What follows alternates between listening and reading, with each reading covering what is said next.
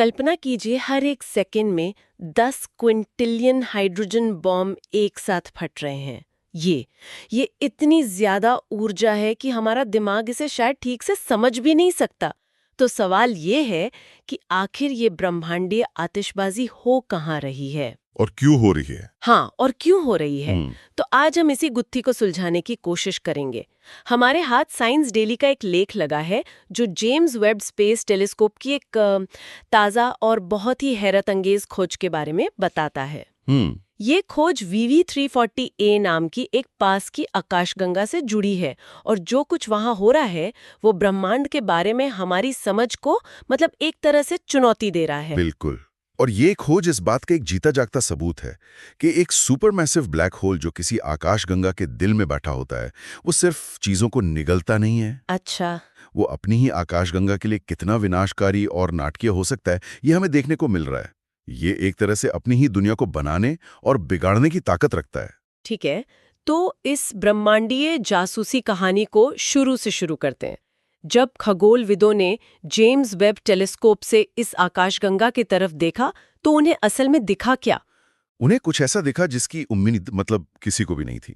उन्होंने देखा कि आकाशगंगा के केंद्र से दोनों तरफ बेहिसाब गर्म गैस की एक विशाल धारा, जैसे कोई फवारा हो, वैसे निकल रही है। एक विशाल धारा? और जब मैं विशाल कहता हूं तो मेरा मतलब सचमुच विशाल है। कितना विशाल? मतलब हम जब ब्रह्मांडीय पैमानों की बात करते हैं तो यहाँ विशाल का क्या मतलब है? इसको ऐसे समझिए, ये जो गैस की धारा है, जिसे हम जेट या नेबुला कह सकते हैं, ये कम से कम 3 किलो पार्सेक तक फैली हुई है। 3 किलो पार्सेक? हाँ, और 1 किलो पार्सेक होता है लगभग 3260 प्रकाश वर्ष। तो हम बात कर रहे हैं लगभग 10,000 प्रकाश वर्ष की। 10,000 प्रकाश वर्ष? अरे वाह, ये तो बहुत ही ज्यादा है।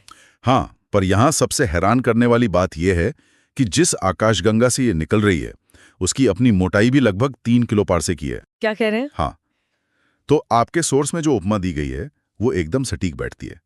ये ऐसा है जैसे किसी ने एक पतली सी प्लेट के आर पार 2 विशाल सीखें घुसा दी हों, जो प्लेट से भी ज्यादा लंबी हों। ये तो अविश्वसनीय लगता है, लेकिन ये हो क्यों रहा है? इतनी ज्यादा ऊर्जा और पदार्थ आकाशगंगा के केंद्र से बाहर क्यों फेंका जा रहा है? इसका इंजन क्या है? इसका इंजन वही है जो अक्सर ऐसी ब्रह्मांडीय घटनाओं के केंद्र में होता है, एक सुपरमैसिव ब्लैक होल। देखिए, जब गैस, धूल या तारे जैसा पदार्थ ब्लैक होल के अत्यधिक गुरुत्वाकर्षण के कारण उसकी ओर खिंचता है, तो वो सीधे उसमें गिर नहीं जाता। अच्छा। वो उसके चारों ओर एक डिस्क में बहुत तेजी से घूमने लगता है, जिसे हम एक्रीशन डिस्क कहते हैं। और इस घूमने की वजह से ही? ठीक समझे। इस प्रक्रिया में घर्षण और दबाव की वजह से वो पदार्थ अरबों डिग्री तक गर्म हो जाता है। ये चमकता हुआ गर्म पदार्थ और ब्लैक होल के शक्तिशाली चुंबकीय क्षेत्र मिलकर एक तरह का ब्रह्मांडीय कण त्वरक बना देते हैं। Particle accelerator. हाँ, और यही त्वरक पदार्थ को प्लाज्मा के रूप में लगभग प्रकाश की गति से अंतरिक्ष में विशाल जेट्स के रूप में बाहर फेंकता है। प्लाज्मा? मतलब ये कोई सामान्य गैस नहीं है? नहीं, बिल्कुल नहीं। यह पदार्थ की चौथी अवस्था है। इतनी ज्यादा ऊर्जा से परमाणुओं के इलेक्ट्रॉन टूटकर अलग हो जाते हैं और यह आयोनित गैस का एक तूफान बन जाता है। और इस मामले में जो चीज इसे असाधारण बनाती है वो इसका पैमाना है। अच्छा। आमतौर पर इस तरह की ऊर्जावान गैस ब्लैक होल के आसपास कुछ दसियों पार्सेक के दायरे में ही मिलती है। यहाँ हम जो देख रहे हैं वो सामान्य से 30 गुना या उससे भी ज्यादा बड़ा है। यह अपनी तरह का एक दैत्य है। तो एक विशाल घूमता हुआ ब्लैक होल अपने चारों ओर के पदार्थ को खा रहा है और बदले में प्लाज्मा के दैत्याकार जेट्स बाहर फेंक रहा है। लेकिन मुझे लगता है कहानी में एक और मोड़ है। सोर्स कहता है कि ये जेट सीधे नहीं है। हाँ, और यहीं पर यह खोज और भी ज्यादा दिलचस्प हो जाती है। जब वैज्ञानिकों ने इन जेट्स के रास्ते का विश्लेषण किया तो उन्होंने पाया कि ये सीधी रेखा में नहीं निकल रहे। तो फिर कैसे? ये एक सर्पिल यानी स्पाइरल जैसा पैटर्न बनाते हुए बाहर निकल रहे हैं। इस घटना को खगोल विज्ञान में जेट प्रिसेशन कहते हैं। जेट प्रिसेशन, ये सुनने में थोड़ा जटिल लगता है।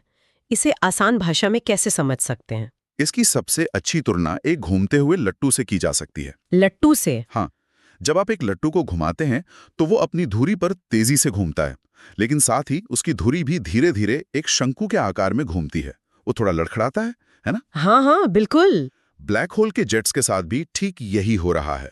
ब्लैक होल खुद घूम रहा है और उसकी घूमने की धुरी धीरे धीरे डगमगा रही है। जिसकी वजह से उससे निकलने वाले जेट्स भी एक विशाल सर्पिल आकार में अंतरिक्ष में फैल रहे हैं। तो ये एक तरह का ब्रह्मांडीय लड़खड़ाता हुआ फव्वारा है और ये पहली बार देखा गया है। किसी डिस्क आकाशगंगा में इतने बड़े पैमाने पर यानी किलो पारसेक स्केल पर ऐसा घूमता हुआ रेडियो जेट पहली बार देखा गया है।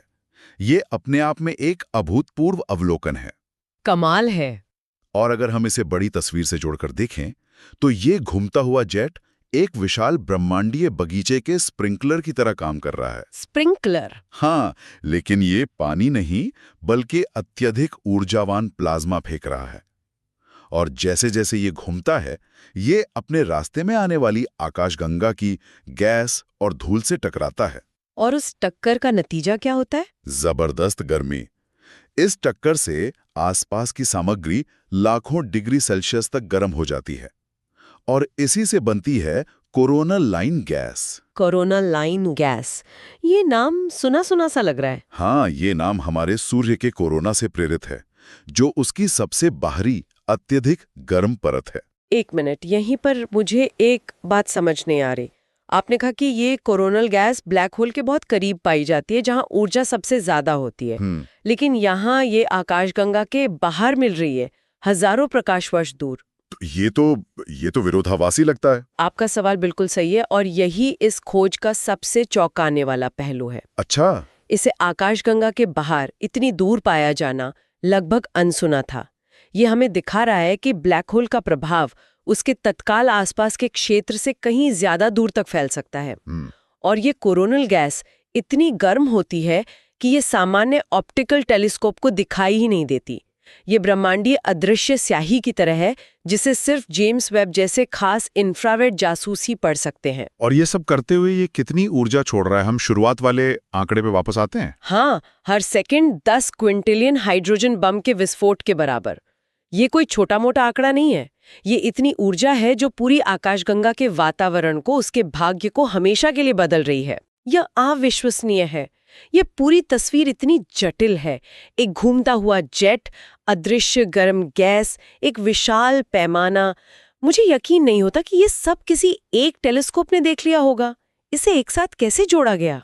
आप सही हैं, ये किसी एक के बस की बात नहीं थी। ये एक तरह की जासूसी थी जिसमें कई जासूसों ने मिलकर सुराग जोड़े।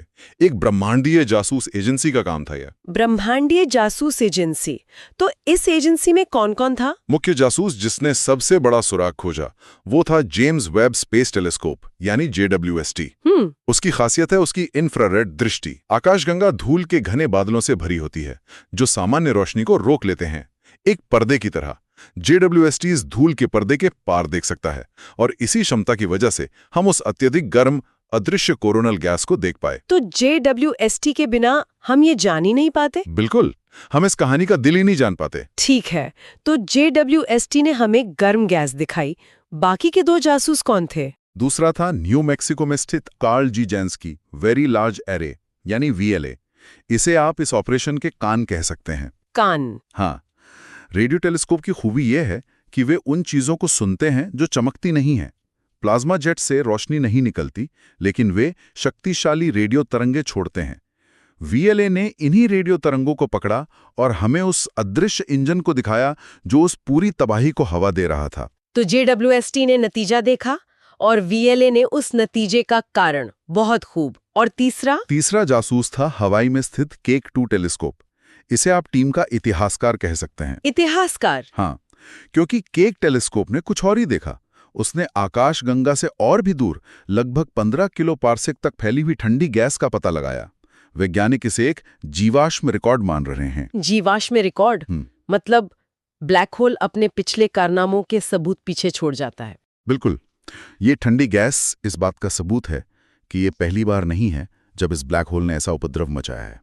ये उन पिछली घटनाओं का बचा हुआ ठंडा पड़ चुका मलबा है। वाह! तो कुल मिलाकर JWST ने हमें वर्तमान की गर्मी दिखाई, VLA ने उस गर्मी के इंजन को उजागर किया और KII ने हमें बताया कि ये इंजन पहले भी कई बार चल चुका है। हमने अपराध का दृश्य देख लिया, हम जासूसों से भी मिल लिए, लेकिन अब सबसे बड़ा सवाल आता है, इस ब्रह्मांडीय नाटक का अंत क्या है?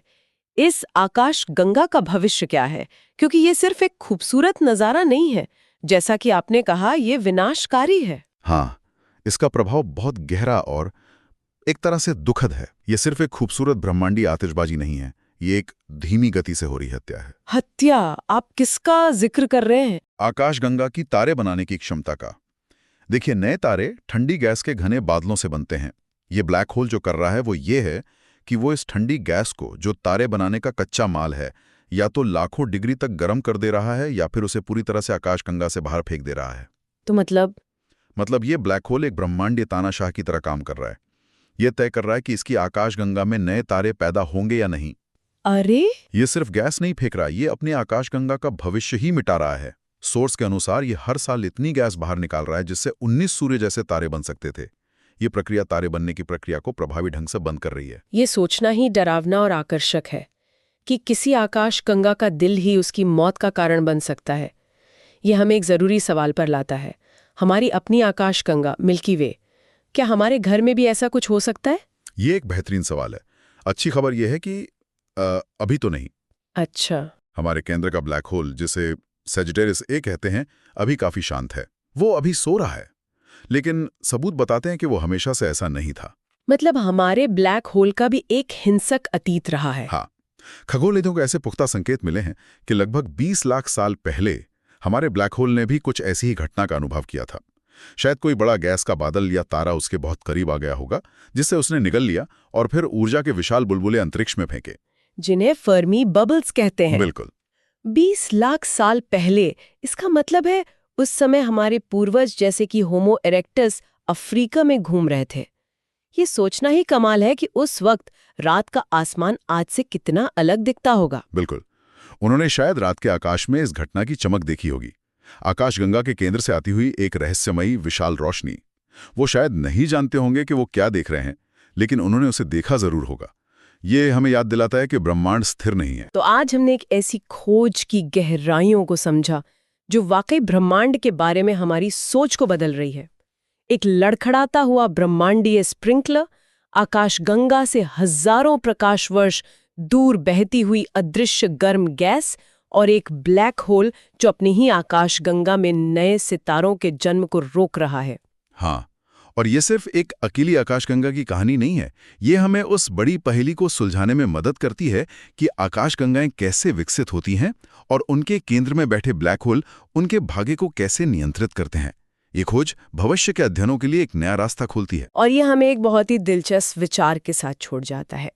सोर्स ने बताया कि हमारी अपनी आकाशगंगा के केंद्र में 20 लाख साल पहले ऐसी ही एक घटना हुई थी। ये सोचने पर मजबूर करता है। हमारा ब्लैक होल अभी शांत है, सो रहा है, लेकिन क्या होगा अगर भविष्य में वो फिर से जाग जाए? अगर वो फिर से इस तरह की शक्ति के साथ सक्रिय हो जाए तो हमारे रात के आकाश में क्या बदलाव आएगा, और हमारी आकाशगंगा के भविष्य के लिए इसका क्या मतलब होगा? इसी विचार के साथ हम आज की ये चर्चा समाप्त करते हैं।